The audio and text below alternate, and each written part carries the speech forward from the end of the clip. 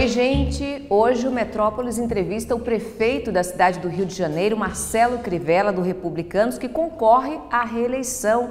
Prefeito, muito obrigada pela entrevista. Eu que agradeço sua atenção de vir aqui me entrevistar. Muito obrigado. Prefeito Crivella, no dia em que o governador de São Paulo, João Dória, trouxe finalmente o primeiro lote das vacinas da Coronavac, é divulgado um vídeo que o senhor chama o governador de São Paulo de vagabundo e viado. Não são palavras fortes para um pastor, um homem que se intitula um homem de Deus? O senhor é uma pessoa homofóbica? Não, não sou homofóbica não, e nunca xinguei nem juiz de futebol. Eu adoro futebol, mas nunca me peguei xingando um juiz de futebol com esses nomes. Aliás, e por que viado? Olha, deixa eu te contar a motivação disso. Nós temos uma OS aqui no Rio de Janeiro que toma conta do meu hospital, lá em Ilha do Governador. Essa OS eu dei a eles 4 milhões para pagarem a folha de pagamento. Em vez de pagarem a folha de pagamento, eles pagaram os fornecedores que eu tinha até 10 de dezembro para pagar. Sem salário, médicos e enfermeiros ameaçaram greve, em plena pandemia. Aquele hospital atendeu centenas de pessoas e eu equipei aquele hospital com tomógrafo, respirador, monitor, com tudo que você possa imaginar. E me disseram que o Dória estava por trás disso porque queria beneficiar o Eduardo Paes. Eu vou dizer uma coisa para você. A raiva que eu tive disso foi tão grande que, pela primeira vez na vida, eu falei o que me arrependo de falar. Porém, vou dizer uma coisa para você.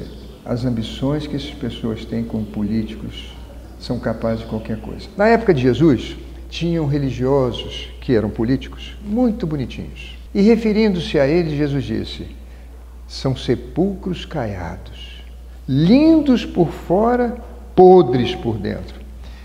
Talvez eu tenha sido o contrário. Talvez eu tenha sido podre por fora, mas bonito por dentro. Deus Você se arrepende de ter usado essas palavras? Me arrependo muito, já pedi desculpa a ele.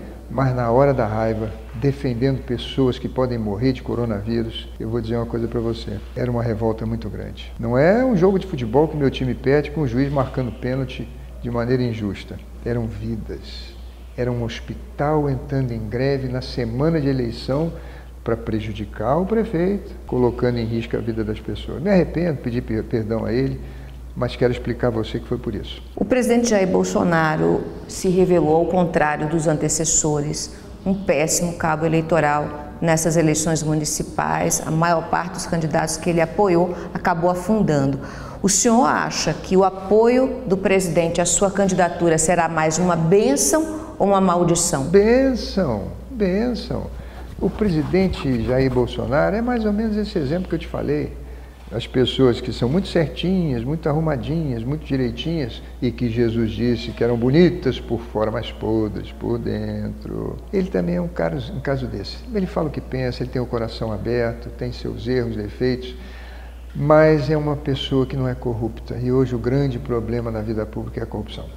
A corrupção na família Bolsonaro não conta? Olha, o caso das rachadinhas, que na verdade é peculato, né, que é roubo do dinheiro público. Até ser provado, a gente tem o direito sagrado da presunção de inocência. Mas a gente tem todo um aparato do Estado tentando impedir que o Ministério Público avance na sua denúncia, que a Polícia Federal avance nas suas investigações. O senhor não acha que o presidente usa desse aparato para proteger os filhos da própria justiça? Quem não deve não teme, né, pastor? Sim, quem não deve não teme. Aqui no Rio de Janeiro, por exemplo, eu pedi para quebrar o sigilo da minha acusação. A Globo me disse que era o QG da propina. Olha, eu conheço o Flávio, eu conheço o Carluxo e eu conheço muito pouco o Eduardo. Eu digo a vocês, seria uma grande decepção que isso tenha ocorrido. Acho que a gente tem que ter um certo cuidado, porque, como presidente, como eu, tiramos os recursos da publicidade da Globo e ela tem uma influência enorme, parece que é a única instituição brasileira que tem uma bancada nos tribunais superiores, para que não ocorra também o contrário. Por ser filho do presidente, pelo presidente tomar uma decisão contrária à mídia, a gente acabar fazendo do menino um Cristo. Quem são os ministros da Globo nos tribunais superiores, prefeito? Eu disse, você lembra quando eu comecei a falar a frase? Dizem que. Dizem que. Mas tem nomes já? Essa bancada tem nome? É o que todos dizem. Agora, citar isso aqui também seria um pré-julgamento. Circula na internet um vídeo em que o senhor afirma que se o Eduardo Paes, o seu adversário, vencer as eleições, o PSOL teria ali a Secretaria da Educação e a pedofilia seria algo permitido nas escolas do Rio de Janeiro. Com base em que indícios, em que provas o senhor afirma isso? Olha, eu conheço muita gente de esquerda e já vi debates na vida pública de pessoas que consideram isso como uma forma de expressão de amor. E isso existe um pensamento de esquerda nisso. Veja, eu não disse que vai haver, eu disse que eu ouvi, se você olhar minha fita lá, você vai ver, olha, inclusive eu ouvi dizer, e todos falam isso, o presidente da República já falou diversas vezes sobre isso. Mas é temerário passar para frente algo que a gente ouviu dizer sem ter base, sem ter prova, sem ter indício? Quando você cuida de criança, nada é temerário, você tem que cuidar de tudo, você tem que se prevenir. É o seu filho, é o meu filho, são meus netos, os seus netos. Porque houve muita fake news, por exemplo, nas últimas eleições gerais. Sim. Né? Inclusive abordando essa questão da pedofilia, abordando a questão do kit gay, que levou à eleição, inclusive, do atual presidente. O senhor não acha que isso é uma espécie de fake news? Mas tem fake news no kit gay?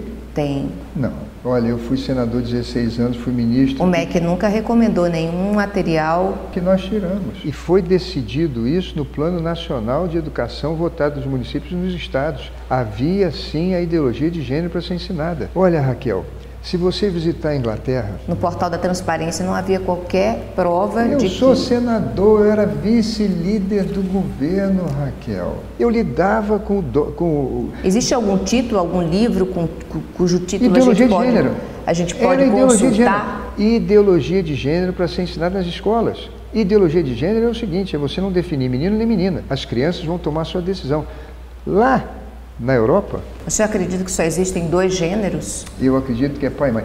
Olha, tem certas leis que não mudam. A Constituição Brasileira, primeira, 1826, tinha o poder moderador. Não tem mais hoje. Proibiu o voto de mulher. Hoje elas são presidente da República. As leis vão mudando, por isso tem Câmara, tem Assembleia. Mas tem umas leis que foram escritas pelo dedo de Deus. Não matarás. Nós vamos aperfeiçoar.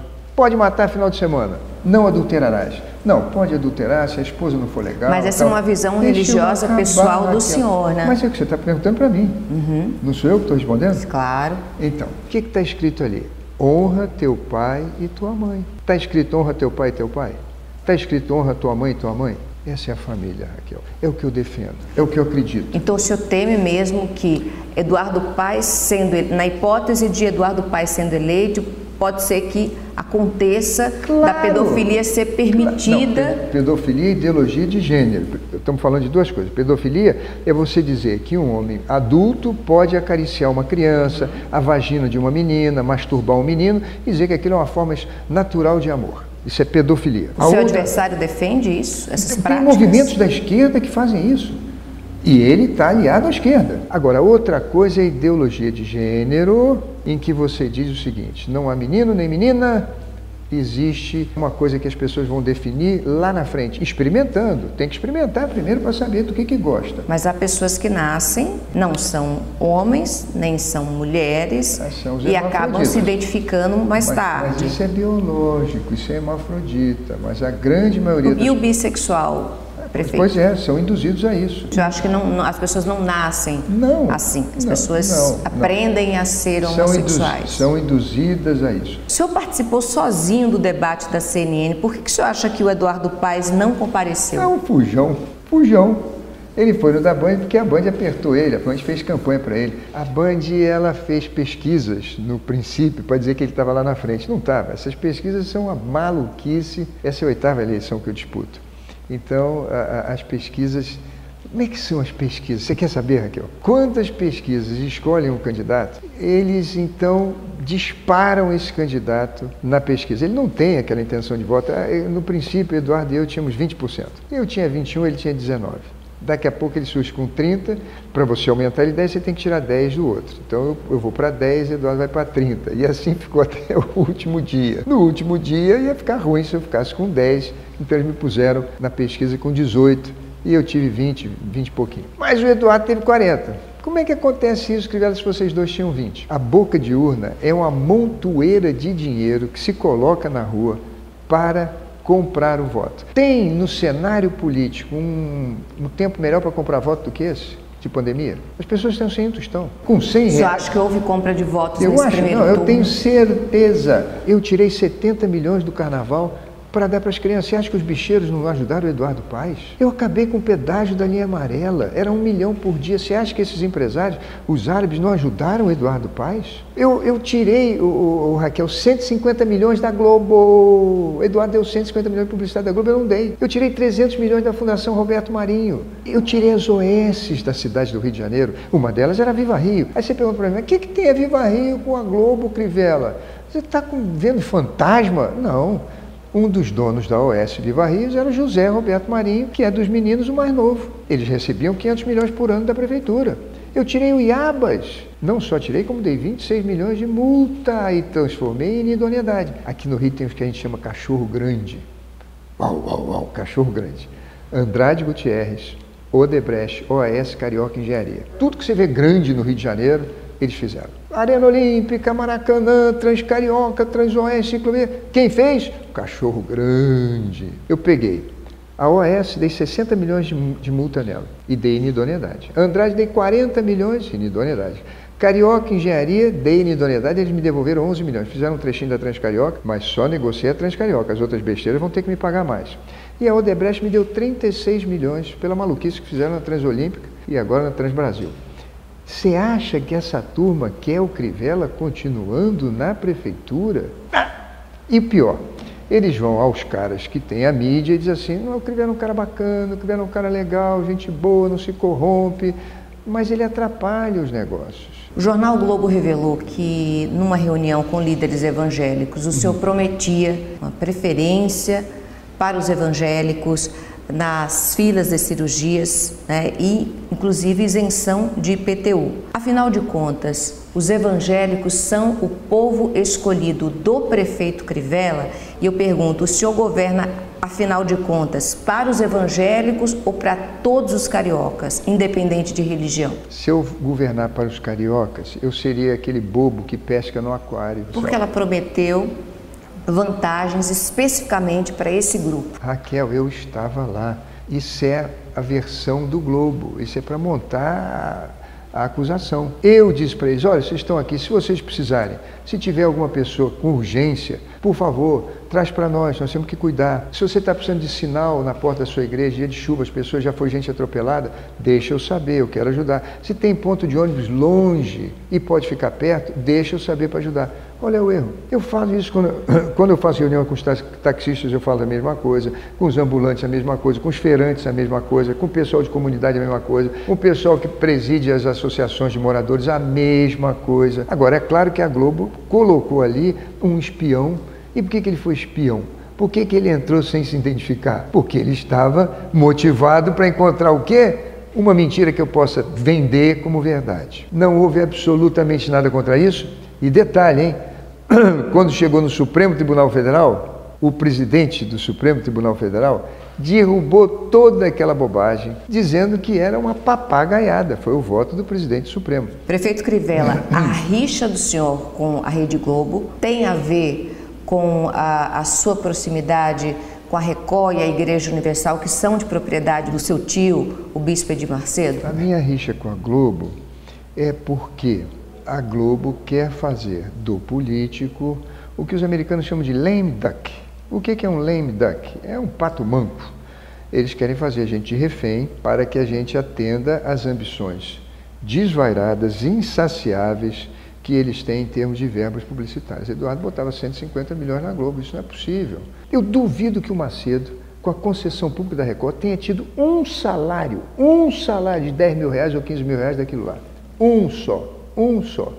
Todo o recurso da Record é reinvestido nela, nos seus funcionários, na sua programação, nas suas novelas. É pouco. O recurso da Record também não vem da Igreja Universal, que recebe dízimos e ofertas vem. e é isenta de IPTU, IPVA, pela Constituição? No mundo inteiro. No mundo inteiro. Eu me refiro ao Brasil, no né? Brasil, a lei brasileira. A lei brasileira, desde que privilegia as igrejas com isenção de impostos. Mas todas, tá? Todas. Católica, templo espírita, todo religião. mundo, qualquer religião. Isso foi a separação do Estado e da igreja. Mas a Record não acaba se beneficiando também do dinheiro dos fiéis da Universal, do dízimo dos fiéis da Universal, das ofertas? Mas foi por isso que nós compramos a Record. Foi exatamente por isso que nós compramos a Record. Na época eu não tinha dinheiro, eu dei minha aliança de oferta. Vendi meu carro, depois não tinha mais nada para dar, dei minha aliança. Fiquei um tempão andando sem aliança.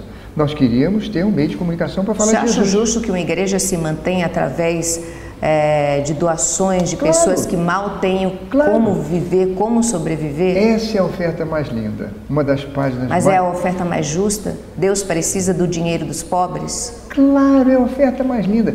Você sabe que um dia Jesus parou na frente do templo. A palavra de Deus não é suficientemente forte para convencer? Meu amorzinho, deixa eu falar. É porque a gente gosta de falar sobre religião, eu e o senhor. Então, olha só, olha a cena. Jesus e o templo de Salomão. E vieram as pessoas colocando ofertas, até que veio uma viúva pobre e colocou 2 dracmas. Aí Jesus falou assim: ela deu mais do que todos. Eles deram do que sobejavam, mas ela deu tudo o que tinha. Ai, que coisa linda! Essa mulher, mais do que todos os políticos, de maneira anônima, nos ensinou o caminho de vencer a pobreza, que é você fazer o melhor para Deus, é você dar o melhor. Prefeito, uma pesquisa divulgada pelo Instituto Ibope em 8 de novembro, agora, revelou que 73% dos eleitores do Rio de Janeiro querem uma transformação total na administração pública municipal. O senhor acha que o senhor errou na condução da Prefeitura do Rio nesse primeiro mandato? Não, eu tive muitos erros, mas o erro é da pesquisa. Quantos votos eu tive? 20%. 20% dos votos. Quantas pessoas não foram votar, votaram branco e nulo? 50%. Cadê a minha rejeição de 70%? Onde é que está a soma? De cada 10 eleitores no Rio, historicamente, 2,5 não vão votar. 1,5 vão para dizer assim: fui lá e votei nulo, é tudo vagabundo. E 5% fala: o que vocês decidirem, para mim tá bom, votei em branco. 45% não vão. Nunca foram. Como é que eu tenho 70 de rejeição, só sobram 55? É maluquice. Prefeito Crivella, como é que andam as suas relações com as empresas concessionárias depois daquele episódio na linha amarela, que a prefeitura colocou escavadeira lá para destruir o pedágio? Tudo. O senhor acha que foi uma destemperança? O senhor se arrepende daquele ato? Não.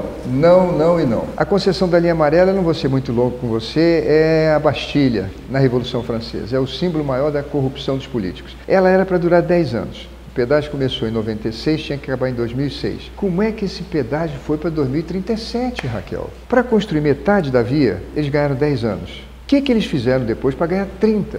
Não tinha como resolver isso no diálogo, prefeito? Eu perdi. Eu fui para a justiça. Eu fiz conciliação. Eles não aceitavam. O Rio de Janeiro foi uma das capitais mais afetadas pela pandemia de coronavírus, assim como São Paulo. Outras grandes capitais também foram igualmente afetadas. A Europa vive agora uma segunda onda de infecções. Aqui no Rio de Janeiro, o senhor liberou o comércio, liberou as praias. Não é um pouco temerário nesse momento em que a gente ainda não tem uma vacina? Será que o município do Rio de Janeiro está preparado para um aumento de casos? Tá. Raquel, eu acredito em Deus. Ano passado, sem um tostão, eu falei: eu preciso comprar equipamento para os hospitais. Mas como é que eu vou comprar se eu não tenho dinheiro, meu Deus? Eu vou fazer uma licitação internacional. Aí comecei a esbarrar nos meus técnicos. Procuradoria, controladoria, saúde, não dá, ela nunca foi feita. E os funcionários públicos têm um certo medo. O prefeito vem e vai embora, mas eu vou ficar aqui para sempre. Depois tem problema do Tribunal de Contas, tem um monte de coisa. Demorou para mim convencê-los. No final, compramos 370 milhões ano passado. Respiradores, monitores, bombas infusoras, tomógrafos, tudo que você possa imaginar. Chegaram quando? Exatamente na época da pandemia. Você já ouviu falar na história de Noé? Eu construí uma arca para um dilúvio que ia chegar. Eu acho que o Rio de Janeiro foi um exemplo para o Brasil e para o mundo. O CREMERGE, que é um órgão extremamente crítico aos governos, que defende os médicos dos hospitais, elogiou a nossa performance aqui no Rio de Janeiro. Agora, não estou descartando que possa, a imprensa fala de segunda onda, etc. E aí eu quero fazer uma lembrança. Raquel, você é eleitora do Rio de Janeiro. Você está aí com todo mundo dizendo que vai ter segunda onda. Você vai votar num festeiro? Você vai votar no cara que faz a Olimpíada? Você vai votar no cara do carnaval? Você vai votar no fanfarrão? Ou você vai votar no cara que ficou o tempo todo junto dos doentes, fazendo hospital de campanha, dia e noite cuidando dessas pessoas, sem faltar um só dia, que comprou equipamentos ano passado e equipou hospitais e ainda ajudou 25 municípios? Quem que você vai escolher? O fanfarrão? Ou você vai escolher o cara que enfrentou e teve sucesso na primeira onda? Essa é a resposta que o eleitor vai ter que dar a si mesmo, para que o voto que ele coloque na urna não seja sujo de sangue, não arrisque a vida da sua mãezinha, a vida do seu paizinho, da sua família. Por falar em festa, Marcelo Crivella, o senhor já selou a paz com o Carnaval do Rio, prefeito? Claro, o Carnaval do Rio é o seguinte: nós temos a Prefeitura botando 70 milhões, a Globo levando seus lindos artistas e fibra ótica, filmando aquilo tudo e vendendo publicidade, ganha 250 milhões. A Liesa vendendo os ingressos. Liesa são os bicheiros, vendendo os ingressos, dá 100 milhões. Eu tirei os 70 milhões e a Globo e eles estão pagando o carnaval. E agora, o dinheirinho que eu botava lá, eu passei de R$300 as crianças para 650 e de 15 mil crianças para 23 mil. Em vez de gastar 70 milhões em 3 dias, eu estou cuidando das crianças o ano inteiro. Muito mais criança, muito mais merenda, muito melhor assim. Deu certo, Crivella? Deu. O último carnaval foi um show. Aliás, quero agradecer ao presidente Bolsonaro, me deu 10 milhões. Reformei tudo, troquei 500 refletores, os quadros elétricos, os banheiros, fiz saída de emergência, pintei todas as arquibancadas, asfaltei o sambódromo, com dinheirinho do Bolsonaro, 10 milhões. Foi linda a festa. Do Bolsonaro não, do governo federal, né? O Bolsonaro a senhora tem toda a razão. A senhora tem toda a razão. Os impostos dos brasileiros, desculpa, né? O brasileiro pagou por isso aí. Desculpa, me perdoa. Prefeito, como um religioso, líder religioso, pode, ao contrário do que recomenda a Bíblia, servir a dois senhores ao mesmo tempo, ou seja, a política e ao seu rebanho. Não seria mais correto seguir o conselho bíblico, dar a César o que é de César, a Deus o que é de Deus, separar política de religião? Afinal de contas, o Estado não é laico? O Estado é laico e nós evangélicos queremos Estado laico. Na época que era religioso, nós evangélicos, antes de 1888, nós evangélicos não podíamos fazer reunião, só na casa das pessoas. Portanto, Estado laico é uma coisa que o evangélico todo defende. Eu não sirvo a dois senhores. Dois senhores é você servir a si mesmo, as riquezas, ao seu prazer e tentar servir a Deus. Eu não faço isso. Eu posso estar na política, no altar, eu posso ser engenheiro de formação. Eu sirvo a Deus. Eu amo a Deus de todo o meu coração, de todo o meu entendimento, de toda a minha alma. Por isso é que muitas vezes enfrento problemas. Se eu quisesse ser... por exemplo, o Eduardo desfilava na avenida, dava 70 milhões, era aclamado. Ele dava 1 milhão por dia para a Lanza, era o melhor prefeito, para as concessionárias. Dava 150 milhões para a Globo, era o queridinho. Ele é o meu nome, meu reino, minha vontade, eu não sirvo a dois senhores. Nós temos um candidato à reeleição, né, que é o senhor.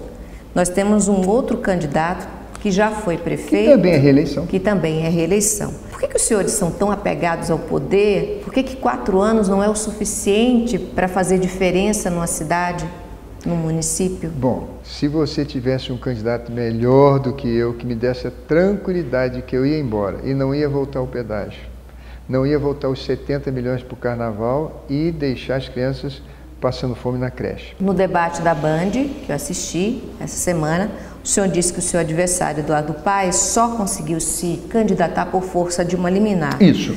Mas o senhor também foi considerado inelegível, teve uma vitória agora no TSE e conseguiu manter a sua candidatura. Como é que é levar uma campanha com uma espada de Damocles apontada para o pescoço? A minha espada de Damocles era a seguinte: o meu filho foi candidato a deputado federal e ele fez uma reunião à noite no centro da cidade. Eu fui lá. Depois do expediente você pode ir. Dei 15 minutos de palavra, 20 minutos de palavra e fui-me embora. Eles disseram que aquela reunião foi obrigatória para funcionários públicos irem votar no meu filho. Diante de Deus, eu nem sabia que tinha funcionários públicos ali. Foi para a CPI da Câmara, fui inocentado. O Ministério Público Eleitoral guardou aquilo na manga. 2 anos depois, na véspera de registrar a minha candidatura, eles vão lá e dizem: abuso de poder político. Quantos juízes tinham no TRE aqui? 6, 7. Um deles era inelegível. Por quê? Porque era o advogado da Lanza, que a OAB indicou para ser meu juiz. No último minuto ele disse: eu não sou inelegível não. Eu vou votar contra o Crivella. e eu perco. Tinha que ter unanimidade, senão não me botava inelegível. Vai para Brasília, ganho de 6-1. Quem votou contra mim foi o Fachin. Mas ele não votou porque eu cometi crime, não. Ele votou porque ele não gosta de evangélico na política. Ele fez aquele abuso de poder religioso. Também perdeu por 6-1. O fato concreto é o seguinte, vamos olhar o Eduardo agora. Por que o Eduardo está sobre... Subjúdice. Subjúdice. Ele está com liminar. A minha era 2 anos e voou. Fui inocentado. A dele é 4. Quando o Pedro Paulo se candidatou e perdeu para mim, eles fizeram um plano de governo. Quanto custou esse plano de governo, Raquel? 7 milhões. 7 milhões, Raquel, um caderninho desse tamanho. O meu plano de governo para agora, eu e o Betlin, fizemos em 2 horas, 10 folhas, 20 folhas. Saúde, educação, etc. Tal, o que estamos fazendo é a meta que a gente pretende fazer. Pagaram 7 milhões, claro que todo mundo diz. 7 milhões, nada, eles deram 100 mil reais lá para os caras, pegaram 6.900 de volta e puseram no caixa 2 para comprar voto, fazer boca de urna, isso que todo mundo diz. Eu fui 15 minutos numa reunião do meu filho, que aliás perdeu a eleição. Qual é o abuso de poder político? Aliás, Raquel, qual é o filho de prefeito que perde a eleição? Ou os prefeitos não vão em todas as favelas e dizem assim, olha, vou te dar um emprego, se tu não me arrumar 100 votos, tu vai perder teu emprego. Vou te arrumar um emprego, se você não me arrumar 50 votos aqui, você vai perder teu emprego. E o cara sai desesperado, mamãe, pelo amor de Deus, titia, vovó, se vocês não votarem no filho do prefeito, eu vou perder meu emprego. Não tem filho de prefeito que perde a eleição. O meu perdeu. Prefeito, agora para finalizar, em poucas palavras... Já, prefeito. Mas tá tão pouco, estava gostando, né? Tanto. Por que Marcelo Crivella é um melhor candidato para o Rio de Janeiro que Eduardo Paes? Porque o Marcelo Crivella não existe. O Marcelo Crivella não está aqui para fazer o nome dele, o reino dele e a vontade dele. O Marcelo Crivella está aqui para cuidar dos outros, que foi o que eu fiz desde os 6 anos de idade, quando conheci a Bíblia, a palavra de Deus. De lá para cá, onde você passar, minha escola primária, no quartel. Aliás, Bolsonaro, nós servimos junto aqui na Brigada Paraquedista, na época. Nós temos mais ou menos a mesma idade. Em 77 a gente era aspirante. Vai no quartel, pergunta para o pessoal do quartel. E o Crivella? E depois do almoço se reunia lá com os soldados na beira do rio, estava fazendo oração, cantando. Vai na África, vai no sertão da Bahia. Aliás, eu cantava e vendia muito CD. Eu doei 20 milhões para as crianças pobres da Bahia, um trabalho lindo que tem lá com 700 crianças. Eles votam em mim? Eu tenho 1 voto na Bahia. Meu filho se candidatou na Bahia? Não, absolutamente não. Estou tentando cumprir minha missão. Se Deus tiver plano, se Deus estiver comigo, vou enfrentar tudo e todos e vou vencer. Se Deus não tiver planos, eu sou o primeiro a querer ir embora, mas eu acredito que Ele tem. Obrigada pela entrevista, nessa reta final de campanha, o senhor ter recebido a nossa equipe, essa deferência, obrigada. Não vou desejar boa sorte para o senhor, falei isso para o prefeito de São Paulo, que também é candidato à reeleição, mas que vença o melhor, então. Muito bom. Raquel, quero agradecer muito, você além de linda é muito inteligente, suas perguntas são ótimas, são maravilhosas. Quero terminar também pedindo mais uma vez desculpas ao Dória. Eu fui muito amigo do pai dele. Eu e o pai dele fazíamos um programa de televisão chamado 25ª Hora e eu gostava muito do pai dele. Peço mais uma vez desculpa ao Dória. Não sou homofóbico. Respeito, amo todos eles. Tem até membros da minha família que são e os trato com imenso carinho, embora discorde. Mas fiquei com tanta raiva que fiz o que nunca tinha feito, nem em campo de futebol, que eu não xingo o juiz. Então, Dória, desculpa, isso vai passar em São Paulo. Deus te abençoe e me perdoe. E o Metrópolis Entrevista fica por aqui. Até uma próxima oportunidade. Tchau, Brasil!